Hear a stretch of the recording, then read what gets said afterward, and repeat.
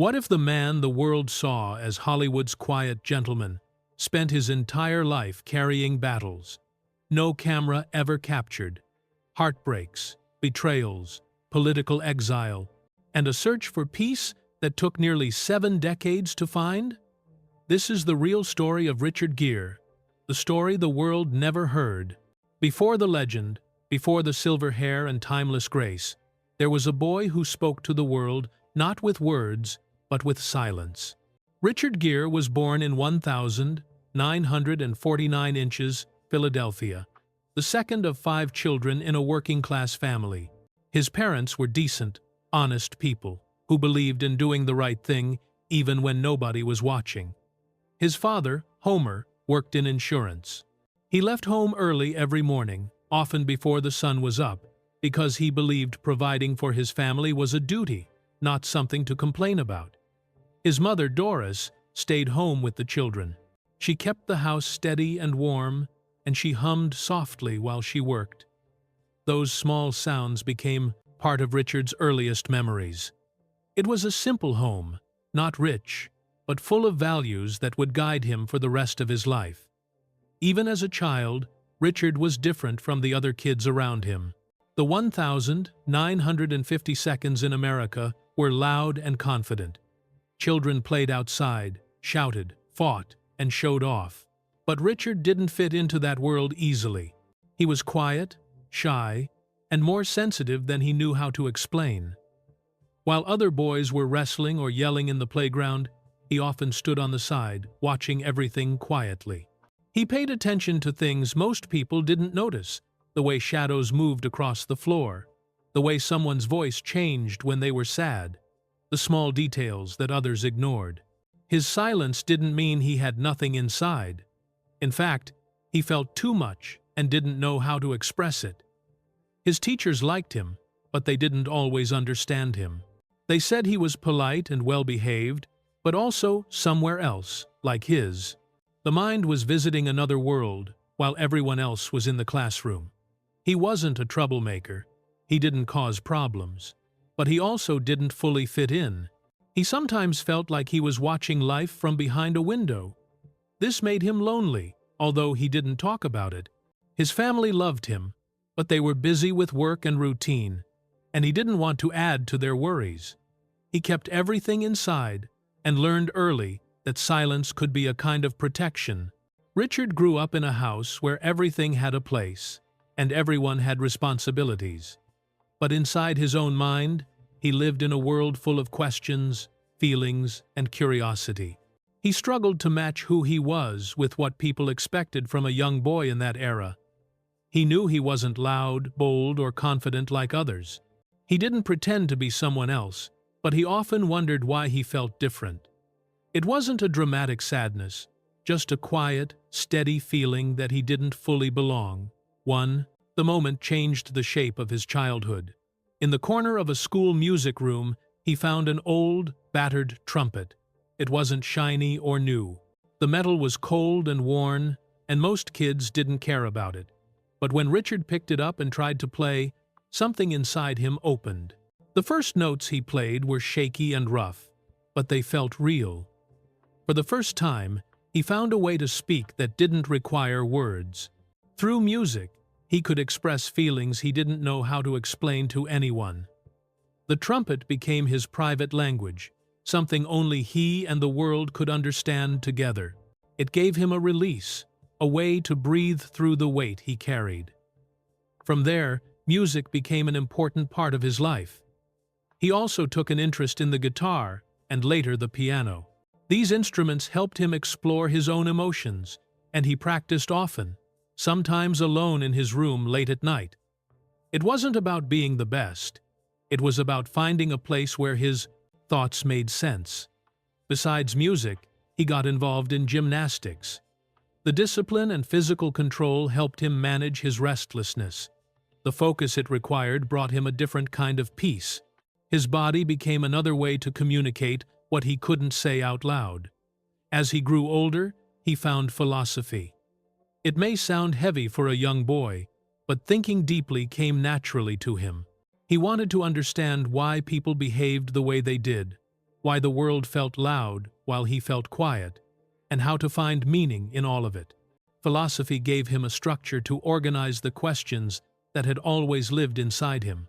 It offered the kind of guidance he didn't find from people around him, not because they didn't care, but because they didn't share that inner world. Richard's stillness wasn't something he was born with the way people later assumed. It wasn't natural confidence or calmness.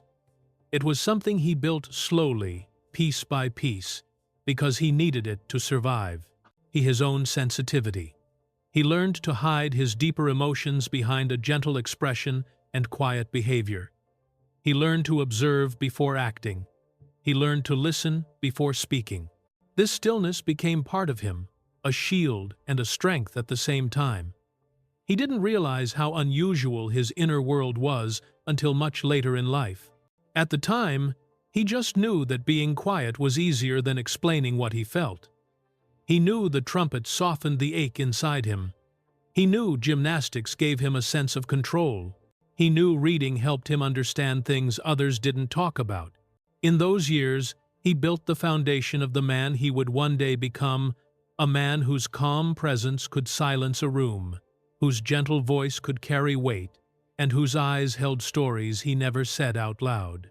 But while his quiet nature protected him as a child, life was about to demand something different from him. The next chapter of his journey would push him out of the safe world he had built, and into a world where silence wasn't enough. Because the silence that once protected him was about to collide with a world that demanded noise. Some artists rise through applause. Richard's rise began in the cold shadow of rejection. When he left the University of Massachusetts early, it wasn't because he lacked intelligence or discipline. He simply felt out of place in a traditional path. He had studied philosophy, theater, and gymnastics, but college didn't answer the questions burning inside him. He wanted to explore life directly, not from inside a classroom. So, he made a decision many young people fear. He walked away from structure and stepped into uncertainty. His parents didn't fully understand why he left, but they trusted his quiet determination even though they worried about the difficult road that lay ahead. In his early 20s, he drifted through different cities, searching for work, purpose, and a sense of belonging. He tried Boston, Seattle, and then New York. Each city held opportunities, but none came easily. He slept in tiny apartments, sometimes barely big enough for a bed. The rooms were cold in winter and felt even colder when the rent was overdue. Sometimes the refrigerator was empty for days. Sometimes he reheated the same simple meal for a week because he had no choice. It was a life held together with borrowed money, second-hand clothes, and stubborn belief. Auditions were his only hope during those years, but they often ended in disappointment. Casting directors didn't know what to make of him. They said he was too serious, like he carried the weight of a story no one else knew. Others said he was too inward, as if he was thinking about something far beyond the script. One director told him he had the eyes of a monk, a strange comment that stayed with him. Richard took the criticism quietly, never arguing, but each rejection cut deeper than he allowed anyone to see.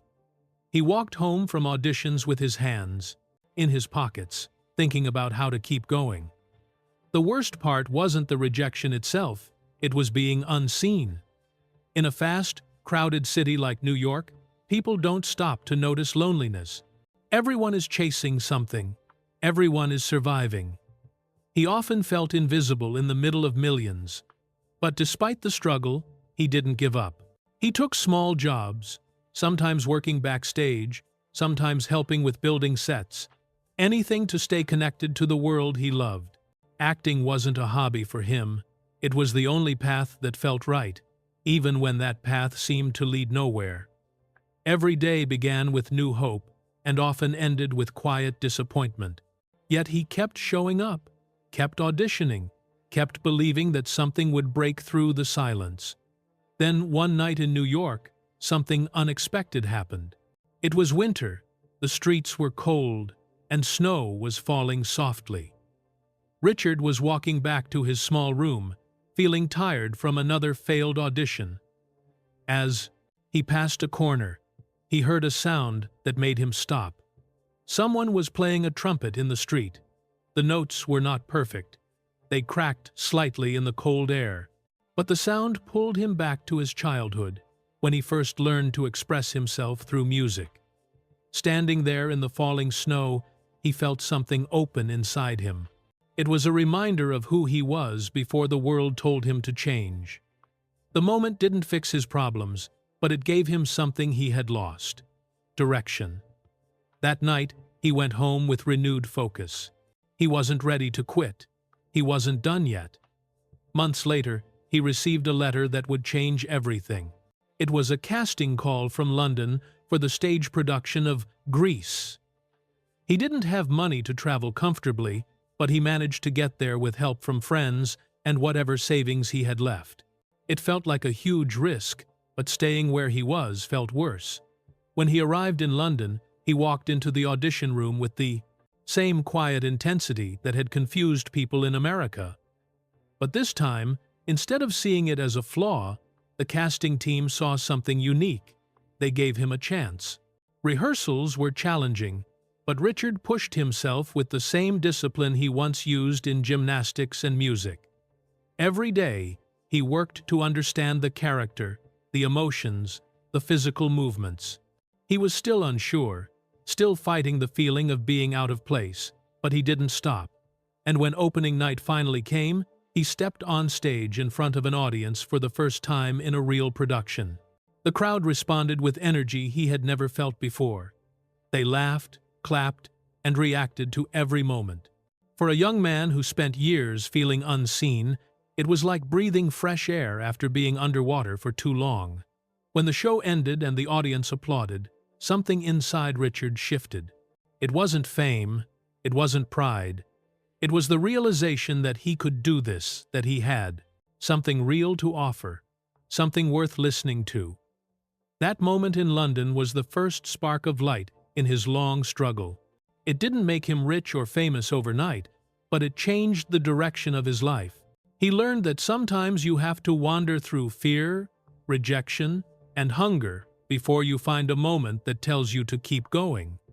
Survival had taught him how to endure. Theater taught him how to shine. And together, they built the foundation of the man he would become. That period of wandering was painful, but without it, he would never have discovered the strength hidden inside him. He didn't rise through applause. He rose through persistence. He rose because he refused to give up, even when the world gave him every reason to. But fame doesn't enter softly. It storms, and the storm was coming for him. Hollywood didn't just discover him, it surrendered to him. By 1980, after years of struggling through small roles and stage work, Richard finally stepped into the kind of spotlight most actors only dream about. That moment came with American Gigolo. It was the film that didn't just introduce him to the world, it defined an entire era. People everywhere became fascinated by his calm, controlled presence. He wasn't loud or aggressive. He didn't need big speeches. His stillness carried power, and that made him different from every other leading man of that time. Audiences were drawn to the quiet confidence he showed, the sense of mystery, the danger behind his soft voice and careful movements. Overnight, he became a symbol of elegance, style, and a kind of cool that felt effortless. But inside, things were different. The fame was real, but the happiness wasn't. Success came fast, but he felt strangely disconnected from it. Even though American Gigolo made him an international star, it didn't fill the emptiness he often carried. The attention was overwhelming. People wanted to know everything about him, his looks, his clothes, his relationships, but very few cared about who he really was. He once said it felt like the world was falling in love with his reflection, not with the man behind it. And for someone who had always been inward and sensitive, that was a confusing feeling. Just 2 years later, An Officer and a Gentleman made him even bigger. The movie became a massive hit, and his character turned him into the classic Hollywood romantic hero. The image of him lifting Deborah Winger in the closing scene became one of the most famous moments in film history. Everyone saw strength, passion, and confidence. Women adored him. Men admired him. Critics praised him. Studios wanted him. And yet, after the excitement of the film's success, Richard would drive home alone feeling strangely hollow. The applause, the interviews, the magazine covers, they didn't quiet the deeper questions he had about himself. He felt like his career was exploding, but his inner world was becoming harder to understand. Fame brought attention, but not connection. It brought admiration, but not comfort. As the mid-1980s arrived, Richard faced something actors fear the most: a dramatic fall after a dramatic rise. Several of his movies didn't do well, but the one that hurt most was King David. The studio spent a fortune, hoped it would be a big hit, and trusted Richard to carry it. But the film failed. Badly. Critics were harsh, calling it flat and saying it lacked heart. Audiences didn't show up. Richard later said, "The failure felt like being split in two. His name glowing on a marquee, but the light only halfway working, half lit, and half erased." It was a moment that could have ended his career. At the same time, he realized that the life he was living wasn't bringing him peace. So he turned inward again, just like he had as a boy. This time, he turned to meditation. Buddhism had already touched his life softly, but during this period, it became central. It wasn't a trend or a Hollywood-style choice. It was a genuine way to understand himself. Meditation gave him a place to breathe, to step away from the noise, and to rebuild his sense of who he was beyond the roles he played. Then, like a second chance, came Pretty Woman in 1990. No one expected it to become one of the biggest romantic films of all time. Richard himself didn't even think the script was special at first. But something magical happened when the film was made. His calm, controlled presence mixed with Julia Roberts' energy created a perfect balance. The movie exploded worldwide. It didn't just revive his career, it pushed him into a level of fame he had never experienced before. He became the face of on-screen romance around the world, a man associated with kindness, charm, and emotional maturity. People around the world adored him again. His movies were everywhere. Studios paid him millions. His face appeared on posters, talk shows, magazines, billboards. But with this new wave of fame, he still felt that something wasn't right. He once said that fame is like a mirror that shows you everything except yourself. It reflects attention, admiration, curiosity, but it doesn't reflect truth. The more the world praised him, the more he felt a strange distance growing inside. The audience loved the characters he played. The studios loved the money he brought in. But very few people saw the man behind the roles. This is the part of success most people never talk about. When the world is loud with praise, but your inner voice grows quiet. For Richard, fame didn't bring the peace he had hoped for. It brought pressure, it brought expectations, and it made him even more aware of the difference between his public image and his private self. As he reached the top again in the 1,990 seconds, with massive hits behind him and worldwide admiration surrounding him, he didn't realize what was coming next. He didn't know that the biggest turning point of his life wasn't going to be another movie, or another role, or another relationship. It wasn't professional at all. The fall waiting for him wasn't artistic. It was political. It took only 30 seconds on a golden stage to undo 30 years of Hollywood power. In 1993, Richard Gere walked onto the Oscars stage as one of the most respected actors in the world. He wasn't just a movie star by then, he was a symbol of class, romance, and calm strength. People expected him to read from the teleprompter, smile politely, and follow the script like everyone else. Instead, he spoke from the heart. In front of millions of viewers, he used his time to talk about Tibet and the suffering of the Tibetan people. He asked for compassion. He spoke softly, not to provoke but to raise awareness. But in Hollywood, speaking honestly about sensitive political issues is the fastest way to make powerful people uncomfortable. And that discomfort came at a cost. The reaction wasn't loud or public. It was quiet, controlled, and deliberate. Hollywood didn't attack him directly. It simply removed him from the center without saying a word. Studio executives stopped calling. Projects he was once considered for were quietly given to other actors. People who had worked with him for years suddenly acted distant. It wasn't an official blacklist, but everyone knew what was happening. Hollywood didn't want controversy, especially when it involved a region tied to major international financial interests. For the studios, his compassion became bad business. Richard didn't lose his career overnight. It faded slowly, almost politely. Invitations became rare. Meetings dried up. People told him they loved him but couldn't take risks. He never complained publicly, but inside, it hurt.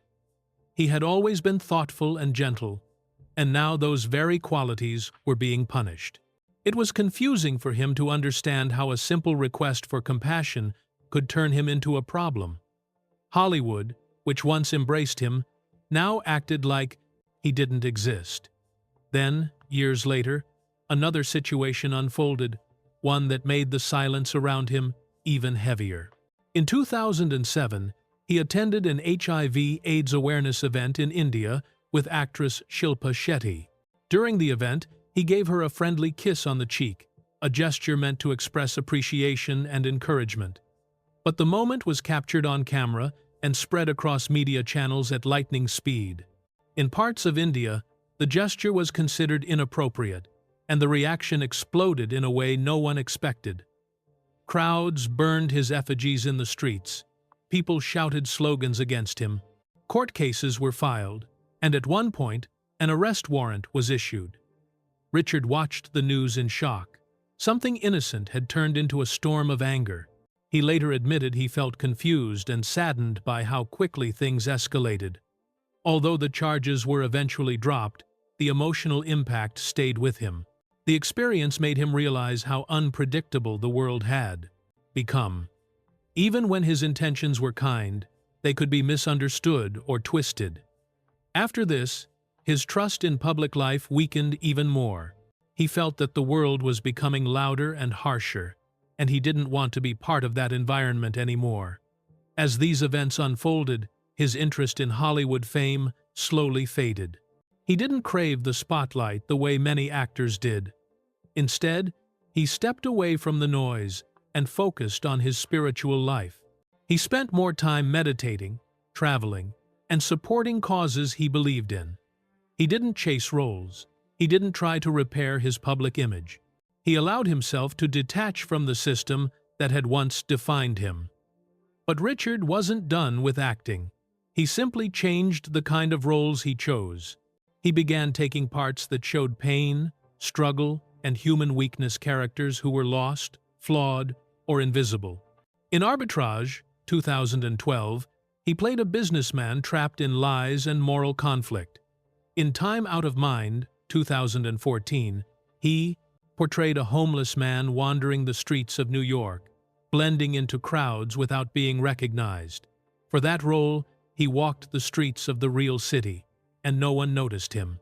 It was a powerful reminder of how easily society overlooks people who don't fit into its expectations. These roles were not glamorous, and they weren't designed to win awards. They were sincere and honest. They allowed him to express the deeper parts of himself that Hollywood had ignored. They helped him reconnect with the emotions he had always carried quietly inside. It was as if art became therapy, a way to speak without the world interrupting. His performances during these years were praised for their depth and truth, showing that even when the industry turned its back on him, he still had the power to move people through his work. The period after the blacklist was not just professional exile, it was personal transformation. Richard learned to accept that the world didn't always reward sincerity. He realized that fame was temporary, but inner peace was lasting. He found comfort in meditation, family, travel, and simple routines.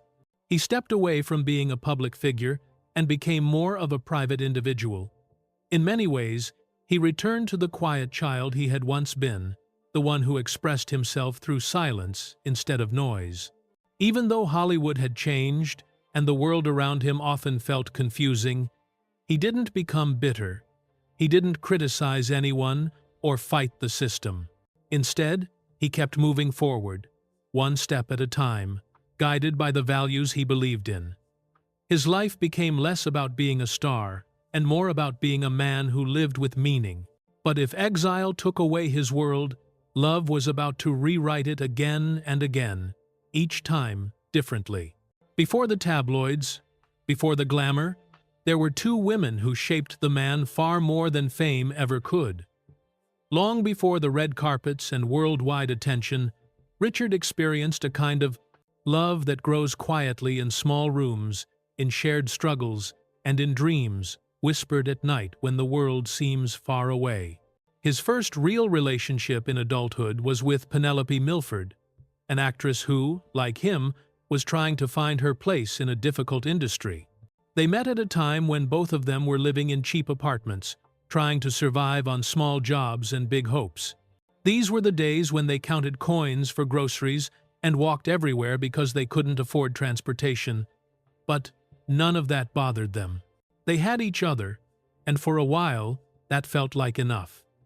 Their apartment was tiny, the kind where a bed, a small table, and a few dishes filled the whole space. The rent was low, but even that was sometimes a struggle.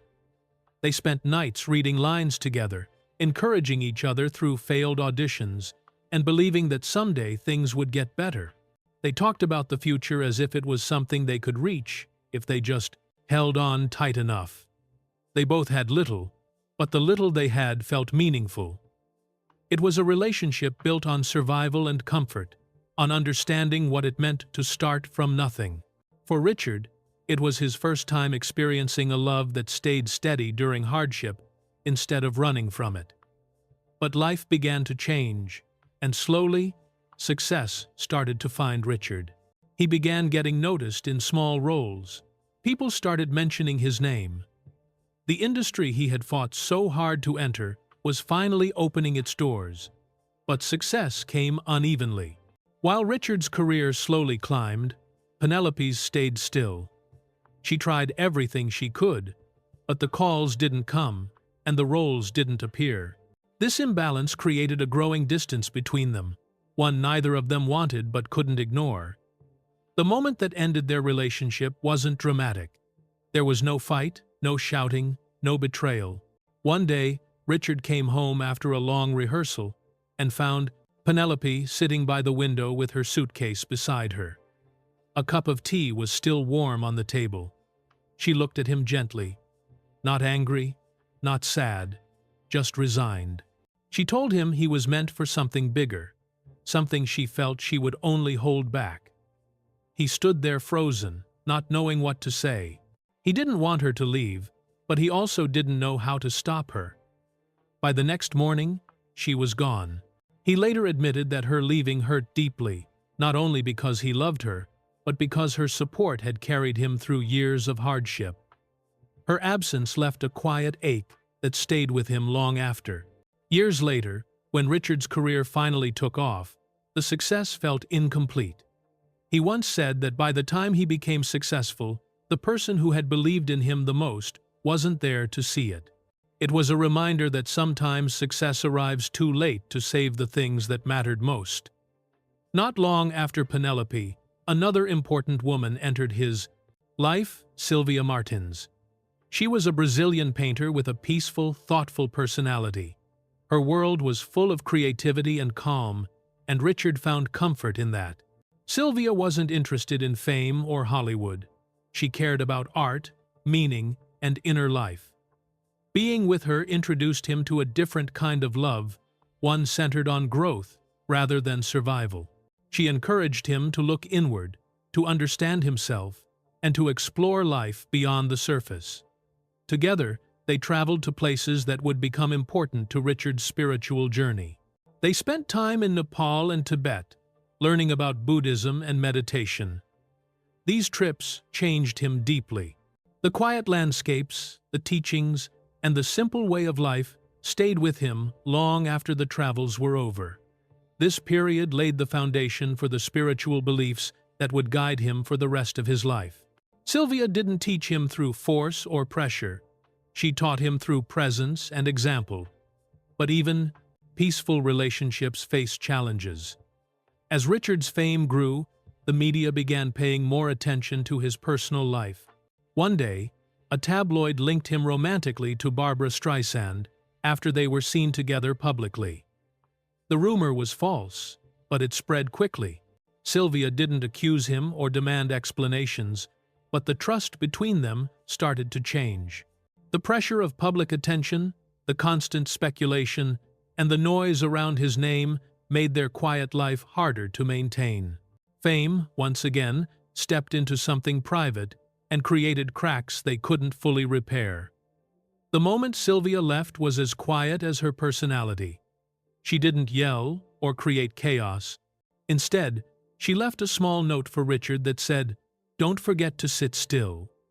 It was a message filled with care, a reminder of the peace they once shared, and a sign that she believed he needed silence more than she needed the relationship. That note stayed with him for years. He kept it not as a symbol of heartbreak, but as a reminder of what she brought into his life.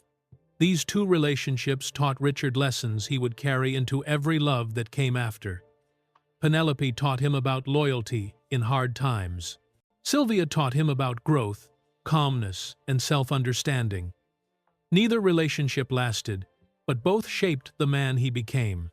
He learned that love doesn't always stay, but it always teaches. It teaches how to be kinder, how to be patient, and how to see yourself more clearly. Looking back, Richard often spoke about these women with respect. He never dismissed the past or pretended it didn't matter. They were part of his foundation, the early chapters that shaped the choices he made later in life. They helped him understand that love can lift you, but it can also prepare you for the future in ways you don't expect. These years were emotional and transformative, marking the beginning of the personal journey that would follow him through fame and beyond. But the world wasn't done with him, not as a man, nor as a myth. The world saw perfection. The camera captured beauty. But behind that beauty lived pressure no marriage can survive. When Richard Gere and Cindy Crawford became a couple, people reacted as if two stars from different worlds had suddenly aligned. He was the quiet, elegant Hollywood leading man.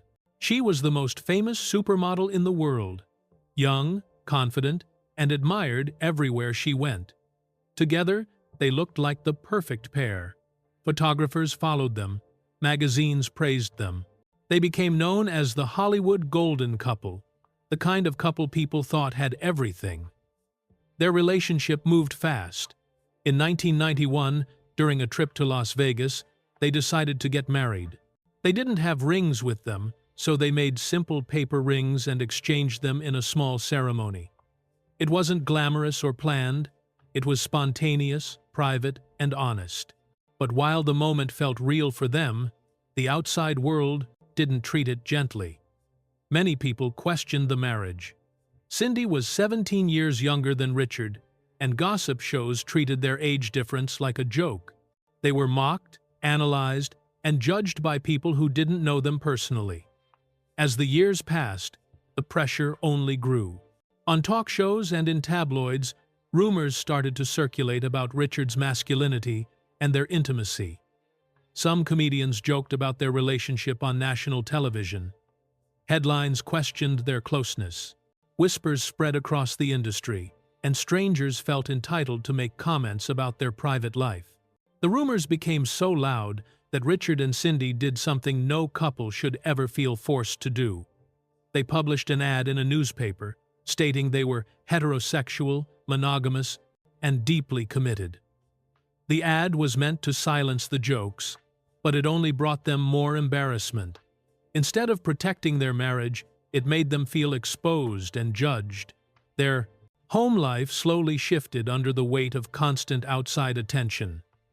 Cindy was young, ambitious, and full of energy.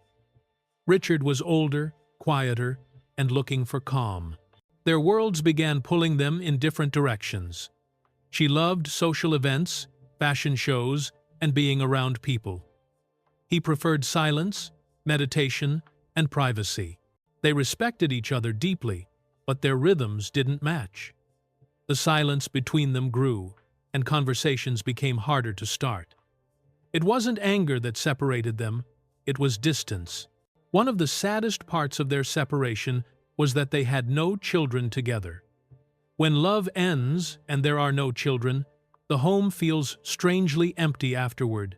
There are no toys left behind, no photos of a shared family life, no reminders of a bond that once existed.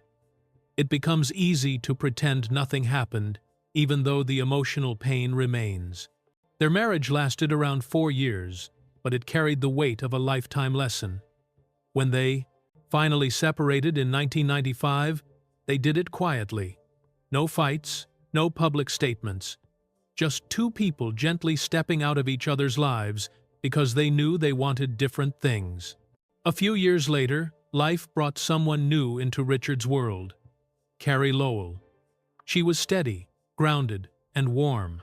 She had been a model and actress, but she didn't care about the spotlight the way others did. Her calm presence balanced Richard's sensitive nature. She understood his need for peace and privacy. Being with Carrie gave him something he had been missing for years, a sense of home. Their relationship didn't feel rushed or pressured. It grew naturally. With Carrie, Richard became a father for the first time. Their son, Homer, was born in 2000. Richard often said, becoming a father changed everything for him. He felt responsible in a new way, and caring for his son brought him a kind of joy that fame never did.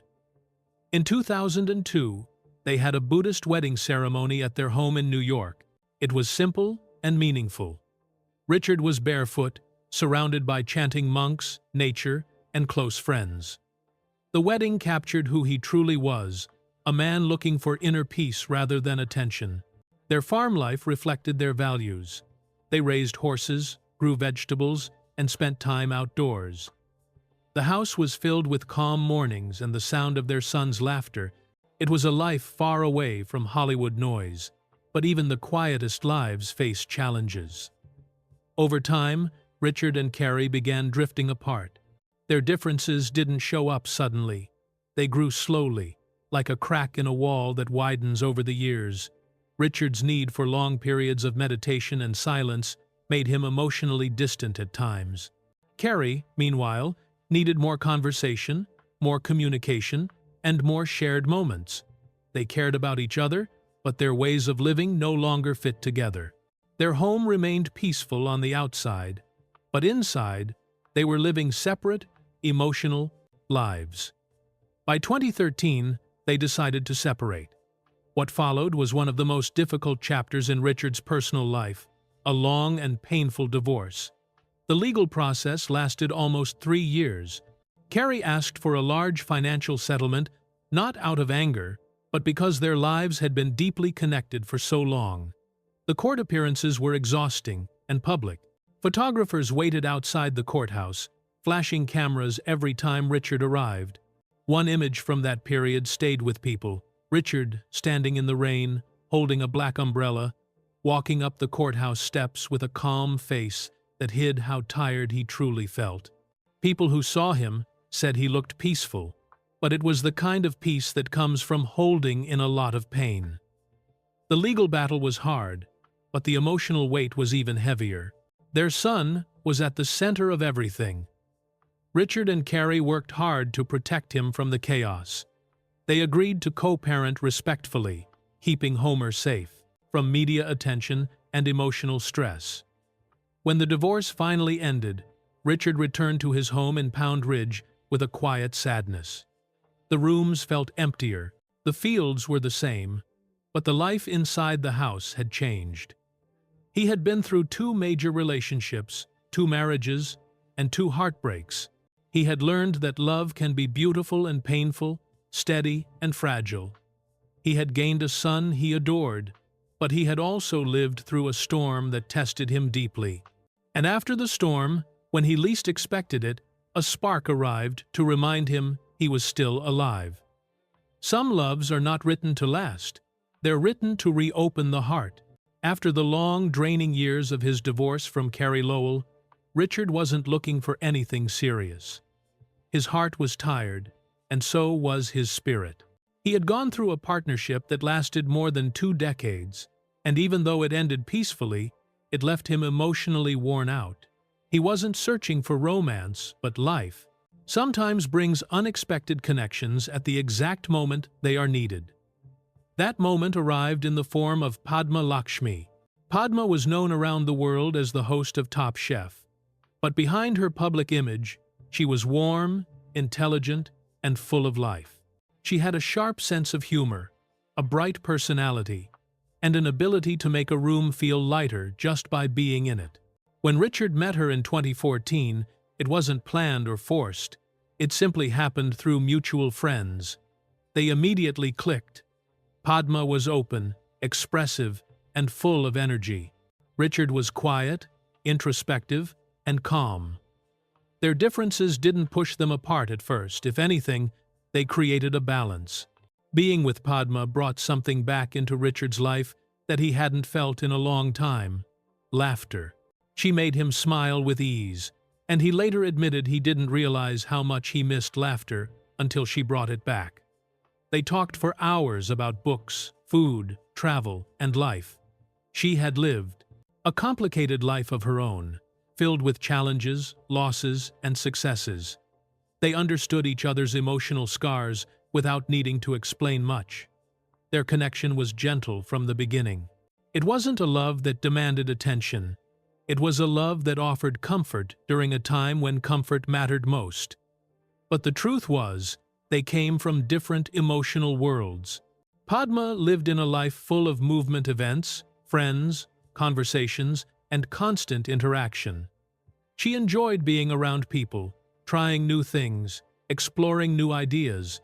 Richard, after years of spiritual searching, political conflict, and personal heartbreak, had grown into someone who needed quiet spaces to feel balanced. He preferred mornings in silence, long meditation sessions, reading, nature, and time away from the noise. Neither of them was wrong. They were simply built differently. Their relationship gently highlighted these differences. There were no big arguments, no dramatic fights. It was just 2 people slowly realizing that their daily rhythms didn't match. Padma needed a partner who could move with her through her fast-paced world. Richard needed someone who could sit with him in stillness. As weeks turned into months, the gap between their lifestyles quietly expanded.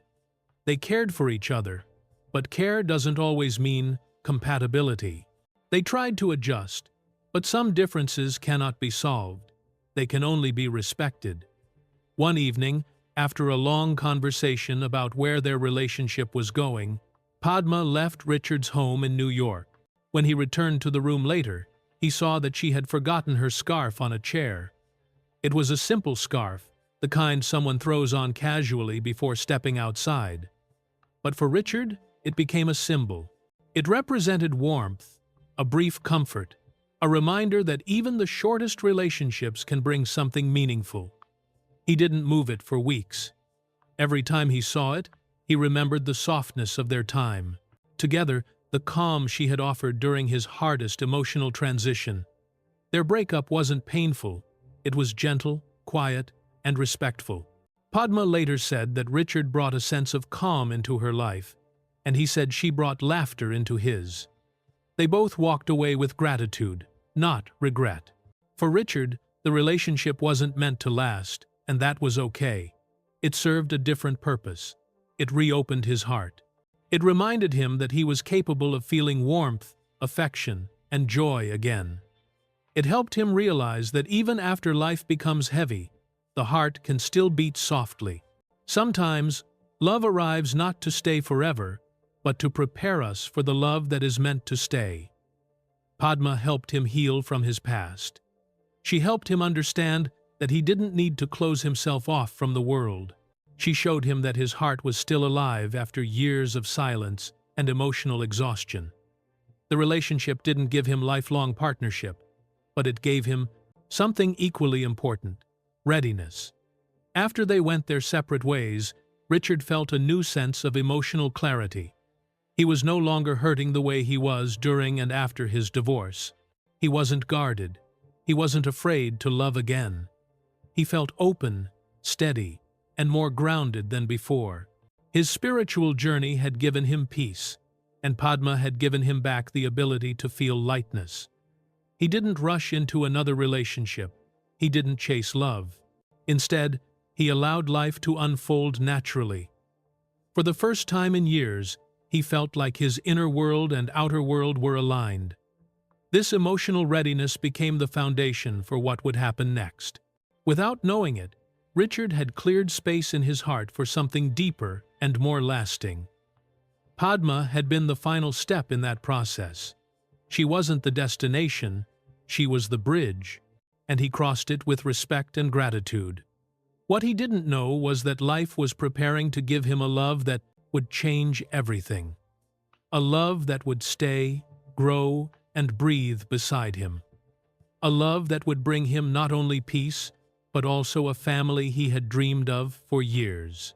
A love that matched his rhythm, understood his stillness, and shared his values. And just when the heart learns to beat again softly, life delivers the love that was always meant to stay.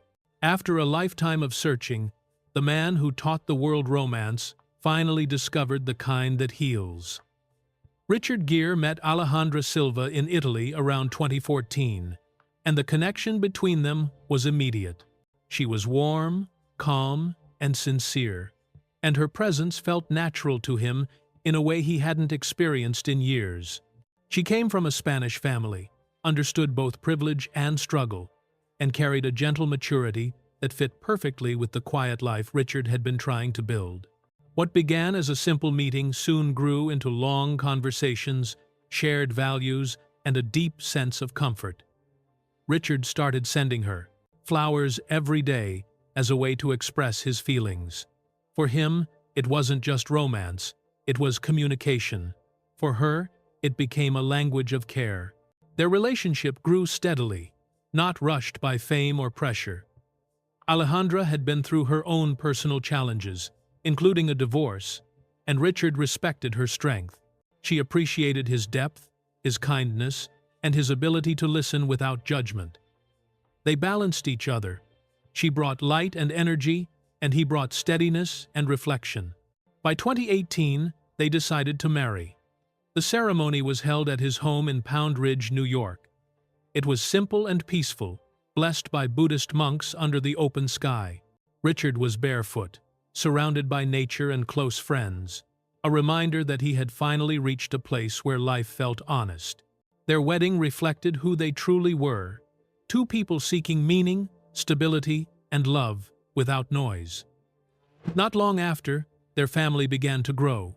They welcomed their first son, Alexander, in 2019, and another son, James, in 2020. Becoming a father again in his 70s brought Richard a joy he hadn't expected. He had always loved being a parent, but experiencing it later in life gave it a new meaning. He felt calmer, more patient, and more grateful. Alejandra often said he was a devoted father who took time to be present in the small moments, whether it was reading a bedtime story, walking in the garden, or simply sitting with the children during meals. Their home became full of laughter, toys, and the everyday chaos that comes with young kids. For someone who spent much of his life searching for silence, this noise felt like a blessing. The family eventually moved to a peaceful villa outside Madrid. The property was surrounded by olive trees, open fields, and long stretches of quiet landscape. The home was filled with natural light, the smell of cooked meals, and the warmth of a growing family. Life there was simple but rich. Richard and Alejandra spent time outdoors with their children, grew vegetables, and lived far from the pressures of Hollywood. It wasn't retirement, It was peace. A peace he had been chasing since childhood. However, life tested them soon after. In 2023, Richard experienced a serious pneumonia scare while they were traveling. He fell ill quickly, and the situation became worrying. Alejandra never left his side. She took care of him day and night, monitored his medication, and stayed close through every moment of weakness. Her dedication showed the depth of their bond. Richard later said that during that period, he understood the real meaning of love, not grand gestures, but the quiet, steady care someone gives when you are at your lowest. He recovered slowly, supported by her presence and the comfort of their children. The experience became a reminder of how fragile life is and how precious real companionship can be. By this point in his life, Richard had built significant wealth, but he never flaunted it. His New York estate in Pound Ridge sits on more than 50 acres, with forests, ponds, and a farmhouse redesigned for simplicity and warmth. In Spain, his villa is elegant but modest, surrounded by nature rather than luxury. His car collection includes practical vehicles like a Lexus hybrid and a Range Rover, along with one special classic, the 1965 Jaguar E-Type he cherishes. He owns a few high-end watches collected over the years and a small yacht named Silence, which reflects his lifelong love for calm and reflection. Even in wealth, he stayed grounded. What mattered more to him was giving back. Richard has been deeply involved in humanitarian work for decades. Through the Gere Foundation, he has donated millions to support Tibetan communities, homelessness projects, AIDS awareness programs, and refugee aid. His commitment to Tibet has been steady, even when it cost him professionally. Alejandra shares this humanitarian spirit. Together, they participate in charity events, visit shelters, and teach their children the value of compassion from a young age. For Richard, helping others isn't a duty, it's part of his identity. As he grew older, Richard understood something he had been searching for his entire life: the real meaning of success. In his younger years, success meant applause, lead roles, and fame. But now, in his 70s, success meant quiet mornings, family dinners, health, and the ability to forgive himself and others. He often said that fame was only a chapter of his life, but peace became the book. He no longer cared about public recognition. What mattered was living with kindness and staying true to his beliefs. He also became more open about the lessons he learned from the relationships, losses, and challenges of his life. He believed that every person he loved taught him something essential. His early partners taught him loyalty and the importance of emotional growth. His marriages taught him that love is not always enough if two people grow differently. His spiritual journey taught him patience, and Alejandra taught him that the right love doesn't demand change. It brings out the best in you naturally. Today, his legacy is not just built on films or awards, but on compassion. He will always be remembered for his roles, but the deeper impact he leaves behind is his commitment to peace, kindness, and humanitarian work. He showed the world that you can be gentle and strong at the same time, that you can survive heartbreak without becoming bitter, that you can age with grace, not fear, and that real love sometimes arrives later in life, but when it arrives, it stays. And as the sun sets over their quiet home, only one question remains, the one only viewers can answer.